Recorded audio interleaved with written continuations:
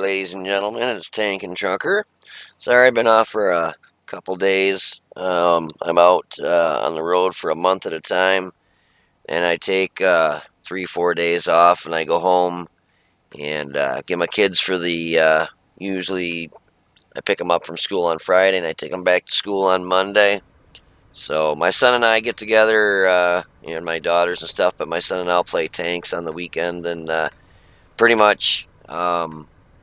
Him and I just team up. I don't do any videos or anything while I'm home with them. But anyway, so today I'm doing a match in the VK 7201K. Take it out and see how we can do in it. I did a match earlier last week, I think it was, and I said I was going to go ahead, and that one I shot straight heat rounds in it. And I promised you I was going to go ahead and do a video that I shot nothing but standard AP rounds in it. Give you an idea, the penetration on this gun. It's the same gun as the E100. A little bit longer load time, but I mean like just a second, maybe a second and a half. It's minimal. But with the standard round, it's like 240. Let me look. 248, is it? 235 standard round pen, and 334 for heat. Like I said with the video I made previously with the heat round, and everybody knows this, basically, spaced armor, heat rounds are worthless.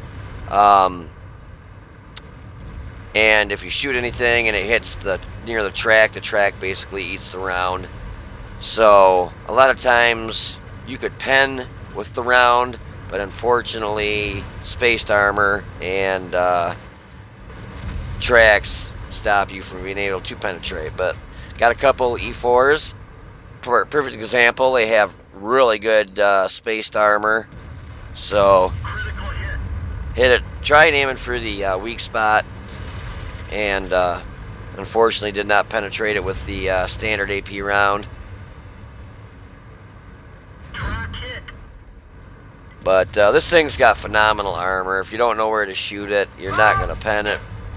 Like I showed you before, there is a weak spot on each side, and pretty easily penned by most anything if you know where to shoot it. But with this, when you're shooting standard rounds, you gotta aim for weak spots. Yeah, gotta get flipped. Oh, talk about lucky there. That's the one thing about the IS-3. If you don't have a vertical stabilizers and gun lane drive, it takes forever to aim in. And got an IS-7, one of the most hard frontally to pen, unless he gives you that front plate like he's being nice enough to give to me. But with standard rounds, even that lower plate, you knock my track off again. Even now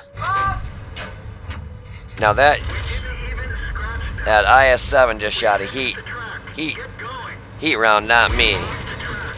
This IS-7 does not know where to shoot me, because I'm there. I overgave him my side, and he still didn't pen me. He just knocked my track off. But when I shot that IS-7 there, it should knock my track off again.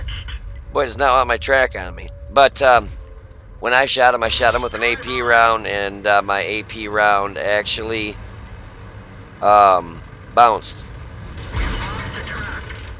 And I apologize. When I went to make this video, I completely forgot to load more standard rounds.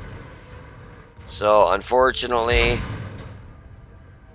we got him, hit him in the weak spot. Unfortunately, I apologize. We are getting into some heat rounds, and I just completely forgot about it. I apologize. So it looks like I'll be remaking the video again with just standard rounds. But 4 shots with standard rounds out of those 4 I penned, but I had bounced 2 of the standard rounds, and one of them was on the Super Pershing, and one was on the lower plate of the IS-7. So as you can see, that lower plate, even with a standard round, would not I hit that thing in the hardest. Wait, you can see the little green dot right there on the crease on the upper plate. If I would have aimed just a split second more, try and ram him, maybe I can get a ram kill.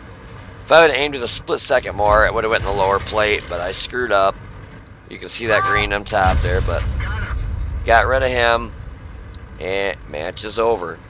I bounced every round except for one from the IS-7, and I gave him my side because I was trying to finish off the Super Pershing.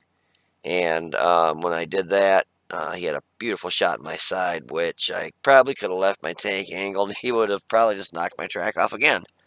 Um, anyways, that was pretty much, I'd say, about 70% standard rounds. I ended up only shooting, I think, 2 heat rounds out of the standard rounds that I shot. 2 bounced, and I think it was four rounds penned. But you have to really focus on the weak spots because the penetration is so minimal for a tier 10 heavy shooting other tier 10s. Like I hit that IS-7 square on in the lower plate and bounced. So anyways, I'll make another video again with just straight standard rounds. And like I said, I apologize. I completely forgot. And I think I only had five, maybe 6 APCR, or excuse me, AP rounds. So anyways, I'll go ahead and put this video up anyways, because it's kind of neat to be able to at least show how well the armor is on this, because you saw that basically I got hit 11 times and I bounced 10 of them. Bounced 4,160 damage, and so that'll definitely be a steel wall. And I did 2,561 damage. So all in all, not a bad match. I would have liked to have done a lot more damage, but you got to watch what you're doing, because there was me, an IS-7, this Ripper Patton, but then they all kind of dissipated and left me with the IS-7 in front of me. And if there was any kind of amount of enemy forces left, if I would have pushed up too far, gotten alone, this on a straightaway is pretty good speed, but it's still not going to outrun mediums and stuff, and I could have got tore up. So played it safe a little bit towards the end, but still only had 1 round penetrate me. So, and he did 497 damage to the IS-7. But you can see the IS-7, the driver, obviously did not have a clue where to shoot me, and he just kept knocking my track off.